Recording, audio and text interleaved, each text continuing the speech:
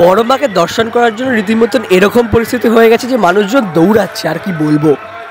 আজই শেষ রাত মায়ের এই বিশাল রূপে নৈহাটির বুকে। শেষ দিনে কিন্তু দেখতেই পাচ্ছেন উপচে পড়া ভিড় বড় মাকে দর্শন করা। ঠাকুরকে দর্শন করার জন্য এরকম কখনো সিন আগে দেখতে পাই। তো বড় মার এই বিশাল বড় মূর্তি আজ কিন্তু নৈহাটির বুকে শেষ 2025 কালী পুজো উপলক্ষে। আগামীকাল অর্থাৎ 24 তারিখে বিকেলবেলা কিন্তু মায়ের ভাসান হয়ে যাবে, বিসর্জন পর্ব। আর সেই শেষ দিনে কিন্তু মাকে দর্শন করছি, আর এখানে কিন্তু প্রচুর ভিড়।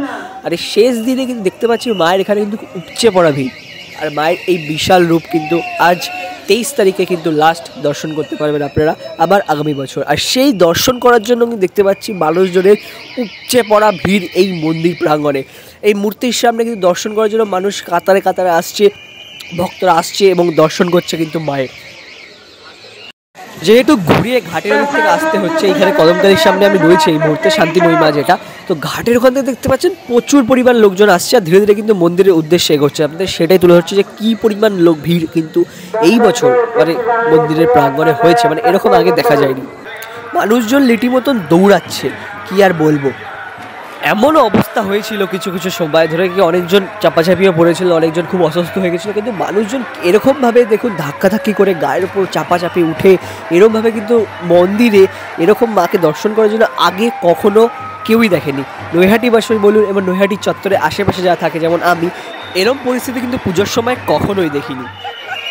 মানুষজন লিটারালি একে অপরকে ধাক্কা দিয়ে এগিয়ে যাওয়ার চেষ্টা করছে, মানে এরকমই পরিস্থিতি হয়ে গেছে, কি আর বলবো।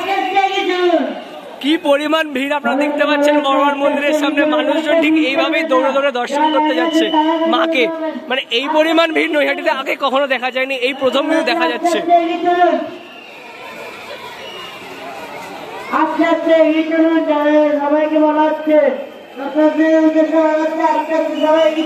আর যেটা বলছি প্রথম কিন্তু দেখতে পাচ্ছি ব্যারিকেড সিস্টেম, এরকম কিন্তু আগে কখনো দেখিনি। দেখুন ব্যারিকেড রয়েছে এই পাশে, এইদিকে একটা ছিল, এবার এটা বন্ধ করা দেবে, ওটা এবার খুলবে। যেমন মানুষজন কি লিটারালি যেরকমভাবে দৌড়াবে আপনারা সেটা দেখাচ্ছি আপনাদেরকে। দেখুন মানুষজন কিভাবে দৌড়ে দৌড়ে আসবে, ঠাকুরকে দর্শন করার জন্য এরকম কখনো সিন আগে দেখতে পাইনি।